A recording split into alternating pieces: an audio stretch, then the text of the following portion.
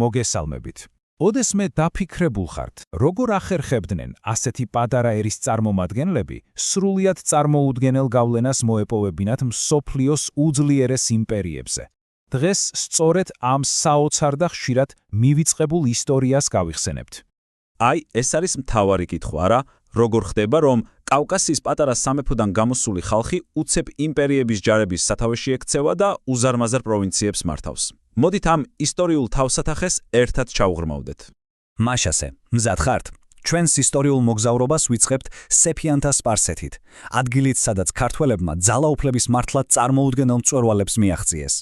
და საქმე რაშია, იცით? შახს ჭირდებოდა ხალხი, რომელიც მხოლოდ და მხოლოდ მისი ერთგული იქნებოდა. ადგილობრივ სპარსულ და თურქმანულ ელიტებს საკუთარი ინტერესები ჰქონდათ.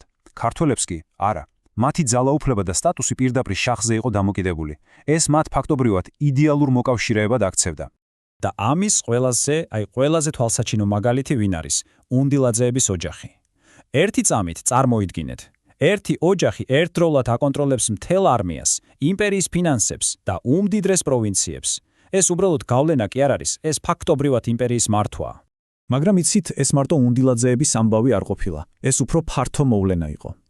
ფარსადან გორგიჯანიძისნაირი ადამიანები არა მხოლოდ მართავდნენ, არამედ ისტორიასაც წერდნენ. ანუ თვითონ ქმნიდნენ ამბავს და თან ამ ამბავს გვიყვებოდნენ, რამაც მართლა უნიკალური მასალა შემოგვინახა. თუმცა სპარსეთში ქართველების ისტორიას აქვს მეორე, ბევრად უფრო ტრაგიკული მხარეც. ეს აღარ არის ამბავი პოლიტიკურ ძალაუფლებაზე, არამედ გადარჩენაზე, ფერეიძნელი ქართველები. წარმოიდგინეთ, 400 წელზე მეტი გავიდა და მათ უცხო გარემოში შეინარჩუნეს ენა, კულტურა, იდენტობა. ეს ხომ მართლა საოცარი გამძლეობის მაგალითია. კარგი, სპარსეთიდან ახლა მიმართულებას ვიცვლის და დასავლეთით მივდივართ, ეგვიპტეში. აქ კი სულ სხვა ამბავი დახვდება. სრულიად განსხვავებული, მაგრამ არანაკლებ დრამატული გზა, ძალაუფლების მწვერვალისკენ. აი უბრალოდ შეხედეთ ამ გზას. ეს ხომ რაღაც ფანტასტიკურია. ყველაფერი იწყება მონობით, ბავშვობაში კავკასიიდან მოტაცებული ბიჯები.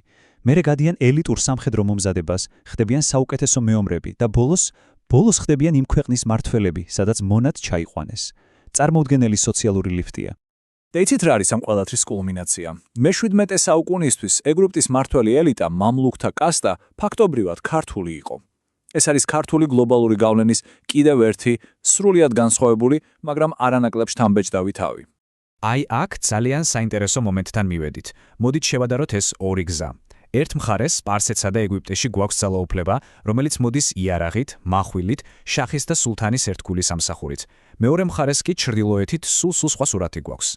და აი სწორედ ამ ჩრდილოეთთანზე ვისაუბროთ ახლა. გადავინაცვლოთ რუსეთის იმპერიაში, სადაც ქართველებმა გავლენის მოსაპოვებლად სულ სხვა მეთოდები იპოვეს. არა დაპირისპირებით, არამედ დიპლომატიითა და არისტოკრატიულ ელიტაში ინტეგრაციით. აქ დინამიკა რადიკალურად განსხვავებული იყო. იცით რა იყო მთავარი ფაქტორი? რელიგია. ქართველი თავადები არ იყვნენ უცხო მესამე ძალა, როგორც სპარსეთში. ისინი იყვნენ თანამორწმუნე, მართლმადიდებელი არისტოკრატები, რომლებიც სრულფასოვნად შეერწყნენ იმპერიის ელიტას. ეს იყო არა მსახურის, არამედ მოკავშირის, პარტნიორის გზა. კარგი, სამი უდიდესი იმპერია, სამი სრულიად განსხვავებული ისტორია. მოდით ახლა ეს ყველაფერი ერთად შევკრათ და დავინახოთ, რას გვიყვება ეს უნიკალური და მართლაც შთამბეჭდავი მემკვიდრეობა. აი ეს ქრონოლოგია ვთიქრობ ყველაფერს ამბობს. შეხედეთ, მე-17 საუკუნე, სპარსეთი, მე-18 საუკუნე, უკვე ეგვიპტეც და რუსეთს. ანუ ეს არ ყოფილა რაღაც ერთჯერადი შემთხვევითი ეპიზოდი. ეს იყო საუკუნეების განმავლობაში მიმდინარე პროცესი, ფაქტობრივად გლობალური მასშტაბის ფენომენი. და სწორედ ამიტომ ვამბობთ, რომ ეს არის ის ისტორია, რომელიც დაიწერა არა მხოლოდ საქართველოს გეოგრაფიულ საზღვრებში, არამედ მსოფლიოს უდიდესი იმპერიების მადიანეში, მათივე ხელით, მათივე დედაქალაქებში. და ბოლოს მინდა დაფიქრდეთ ერთ რამზე. რას ნიშნავს ეს ყველაფერი? რას გვეუბნება ჩვენ დღეს ის ფაქტი, რომ შენი ქვეყნის ისტორიის ასეთი მნიშვნელოვანი ნაწილი სხვის მიწაზე, სხვის იმპერიებში იწერებოდა? აი ეს არის კითხვა ძალაუფლებაზე, იდენტობაზე და გადარჩენაზე, რომელზეც პასუხი ალბათ ყველამ ჩვენთვის უნდა ვიპოვოთ.